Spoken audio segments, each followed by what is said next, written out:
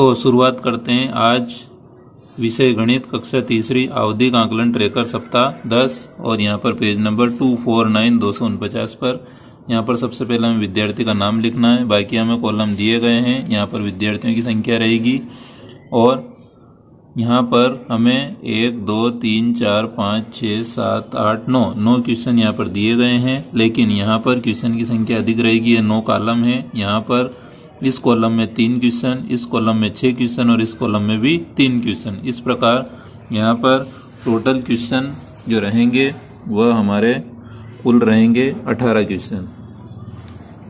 तो अब हम शिक्षक संदर्शिका और अभ्यास पुस्तिका से सीखते हैं कि किस प्रकार इस ट्रेकर को हमें पूर्ति करना है। तो सबसे पहले यहाँ पर पहला प्रश्न दिया गया है संख्या और एक प्रश्न। तो यहाँ पर दिया गया है संख्या 16 से बड़ी कोई दो संख्या लिखिए। तो यहाँ 16 से बड़ी कोई भी दो संख्या यहाँ पर लिख सकते हैं, जैसे 17 18। बिना क्रम से भी यहाँ पर हम लिख सकते हैं, जैसे 25 57 100 99। कुछ भी दो संख्या यहाँ पर लिखना है। इसके बाद यदि यहाँ पर सही लिखते हैं तो यहाँ संख्या वाले कॉलम में हमें राइट टिक यहाँ पर हम ऊपर निर्देश पढ़ लें कि यहाँ राइट टिक लगाने का नियम क्या रहेगा। तो यहाँ दिया है कार्यपत्रक में उत्तर के आधार पर हर बच्चे के नाम के आगे प्रत्येक उदाहरण है उप उदाहरणों को प्राप्त किए सही उत्तरों की संख्या भरे।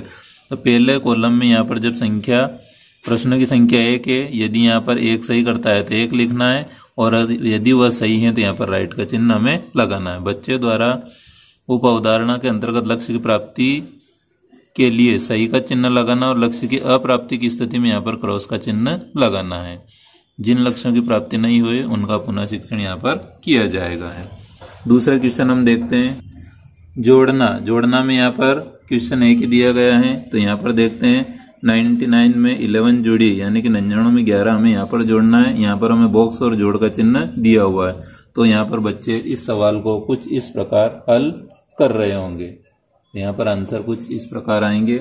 अगला हम देखते हैं यहाँ पर घटाना, जिसमें एक ही प्रश्न पूछा गया है। तो यहाँ पर 33 में क्या जोड़ें कि 100 प्राप्त हो। तो यहाँ पर 100 ऊपर लिखना है, 33 नीचे और घटाव का चिन्ह दिया गया है, इसको करना है। तो इसको बच्चे कुछ इस प्रकार सोल्व करके और आंसर ला सकते हैं। अगला हम देखते हैं यहाँ पर क्वेश्चन नंबर 4 मापन। तो यहाँ पर आप देख सकते हैं पेज नंबर 25 पर सप्ताह 3 का छठा दिवस जब हम देखेंगे तो वहाँ पर मापन वाले पार्ट में ही यह प्रश्न यहाँ पर आया है। यहाँ पर 10 रुपये दिए गए और 5 रुपये दिए गए और पूछा गया है कुल कितने रुपए हैं। तो 10 और 5 जोड़ने पर यहाँ पर 15 रुपये प्राप्त होंगे। अगला क्वेश्चन हम देखते हैं आकृतियों की समझ। तो यहाँ पर हमें मिलेगा पेज नंबर 64 पर ही। 5वां क्वेश्चन दी गई आकृतियों वस्तुओं के नाम लिखिए। तो पहला जो क्वेश्चन दिया गया है इसका नाम रहेगा घनाभ। दूसरा में दिया गया है यह भी 3D आकृति है, इसका नाम रहेगा शंकु। और हमारी तीसरी आकृति 2D है, इसका नाम रहेगा त्रिभुज। तो दो आकृतियां हमारी 3D और एक 2D। अब अगला क्वेश्चन हम देखते हैं यहाँ पर आंकड़ों की समझ। यहाँ पर एक क्वेश्चन दिया गया है। तो अगले पेज पर देखते हैं। नीचे दिए गए आंकड़े ध्यान से देखिए एवं प्रश्नों को हल कीजिए। तो यहाँ पर हमें एक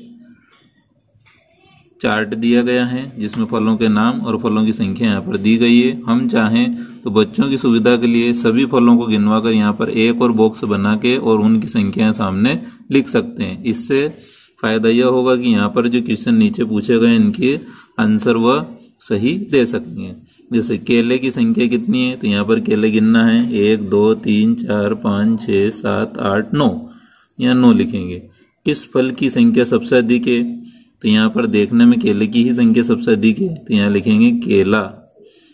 किस फल की संख्या सबसे कम है, तो यहाँ पर हम यदि चार्ट को ध्यान से देखते हैं तो यहाँ पर आम की संख्या सबसे कम है।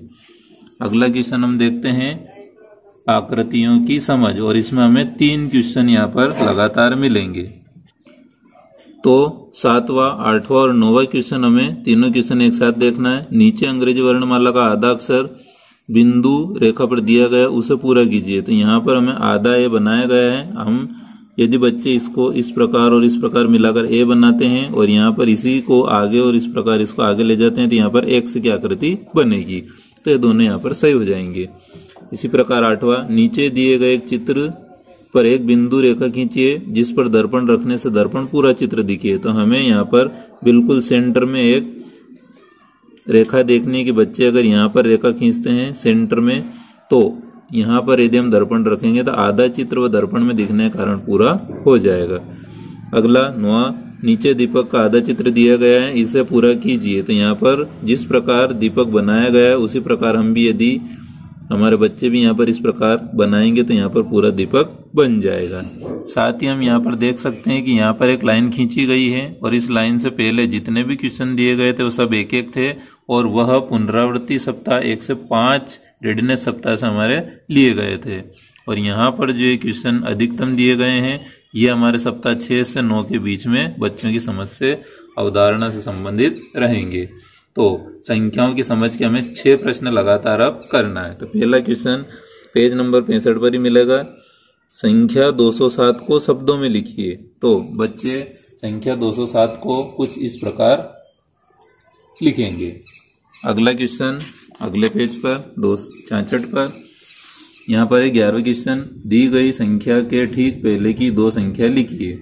तो इससे पहले की हमें लिखना है। तो यहाँ बच्चे 400 में से 1 माइनस करें तो यहाँ 400 आसानी से प्राप्त हो जाएंगे, लेकिन 400 में से 1 और माइनस करके 399 प्राप्त करने में उन्हें कठिनाई हो सकती है। यदि वह 399 लिखते हैं तो यह प्रश्न हमारा सही रहेगा। दी गई संख्याओं को बढ़ते क्रम में लिखिए।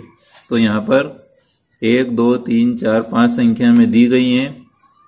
बढ़ते क्रम का मतलब होता है सबसे पहले सबसे छोटी संख्या, उसके बाद उससे बड़ी और फिर बड़ी। आरोही क्रम के अनुसार यदि हम देखें तो यहाँ पर हमें सभी संख्याओं को ध्यान से अगर बच्चे देखते हैं तो उन्हें यह सब संख्याएं 3-3 प्राप्त होगी। तो हमें सैकड़े के स्थान पर देखना है कि सबसे छोटा नंबर कहाँ है। तो सैकड़े के स्थान पर यदि हम देखते हैं तो यहाँ 4, 5, 5 और यहाँ 4 और यहाँ 3 है, इसलिए सबसे पहले नंबर पर यह संख्या रहेगी। इसके समाप्त होने के बाद अब हम अगली संख्याएं देखें तो यहाँ पर 4 है और यहाँ पर 4 है। दोनों में सेम नंबर होने पर हम दहाई देखें तो यहाँ 3 है और यहाँ 5 है, इसलिए दूसरे नंबर पर यह संख्या रहेगी और तीसरे नंबर पर यह। अब बची 2। तो यहाँ पर इकाई, यहाँ पर सैकड़े के स्थान पर 5 है तो हम दहाई के स्थान पर देखें तो दहाई के स्थान पर यहाँ 3 है और यहाँ पर 4 है, इसलिए चौथे नंबर पर यह और 5वें नंबर पर यह संख्या रहेगी। इस प्रकार 1, 2, 3, 4 और 5 इनका क्रम रहेगा। अगला प्रश्न क्रमांक 13, संख्या 905 से 100 कम करके 2 संख्याएं लिखिए। तो हम यहाँ देखें कि 100 में 3 अंक है, इकाई, दहाई और सैकड़ा, और सैकड़े पे केवल 1 मिला है। तो 1 ही यहाँ पर बच्चे कम कर रहे होंगे, तो 9 में से 1 कम करेंगे तो यहाँ पर संख्या मिलेगी 805। फिर 805 में 8 सैकड़े पर रहेगा, फिर 1 कम करेंगे तो यहाँ मिलेगा 705। इस प्रकार हमारी 2 संख्या होगी 805 और 705। अगला क्वेश्चन है 14, 3 अंक की सबसे छोटी संख्या लिखिए। तो ये ऊपर ही दिया गया है, इकाई, दहाई, सैकड़ा, 3 अंकों की सबसे छोटी संख्या 100 रहेगी। इससे अगर हम 1 कम करते हैं 99, जो कि 2 अंकों की संख्या होगी। अब अगला सवाल, 270 से बनी 3 अंकों की सबसे बड़ी संख्या लिखिए। तो यहाँ पर सबसे बड़ी संख्या बनानी है, इसलिए हमें सबसे बड़ा अंक सबसे पहले लिखना है। तो 7, उसके बाद दूसरे नंबर पर रहेगा 2 और तीसरे नंबर पर रहेगा 0। इस प्रकार हमारी संख्या बनेगी 720। इस प्रकार हमारे संख्याओं की समझ पर आधारित 6 प्रश्न समाप्त हुए। अब हम चलते हैं अगले कॉलम पर। यहाँ पर हमें लगातार 3 प्रश्न सोल्व करना है जो सप्ताह 6 से 9 की अवधारणाओं पर आधारित हैं। तो अगला हम देखते हैं क्वेश्चन नंबर 16, 17 और 18 तीनों क्वेश्चन हमें हल करना है। एक बस में 34 यात्री बैठे थे, 27 यात्री रास्ते में बस में और बैठ गए। बस में अब कुल यात्री हो गए। कुल जहां आता है उस इबारत का मतलब होता है कि जोड़ का सवाल करना है। तो इस प्रकार हल कर रहे होंगे। 34 यात्री और 27 यात्री मिलकर के यहाँ पर 61 यात्री हो जाएंगे। अगला क्वेश्चन है 17, छूटी हुई संख्या लिखिए। यहाँ पर 473 प्लस 6 8 4 दिया गया है। तो हमें यहाँ पर चाहे तो बच्चे इसमें से माइनस करके लिख सकते हैं कि 4 में से 3 गए तो 1, इसी प्रकार 8 में से 7 घटाने पर 1 और 6 में से 4 घटाने पर 2। इस प्रकार हमें यहाँ पर 211 प्राप्त हो जाए। 211 211। अगला है 18वां सवाल, एक ट्रेन के डिब्बे में 123 लोग हैं, दूसरे डिब्बे में 192 लोग हैं। दोनों डिब्बों में कुल मिलाकर कितने लोग हैं? तो ये रहेगा हमारा 18वां प्रश्न और ये हमारा कुछ इस प्रकार बच्चे सोल्व कर सकते हैं जिनको याद होगा। तो यदि इस प्रकार सोल्व किया जाए तो इसको हम सही मानेंगे।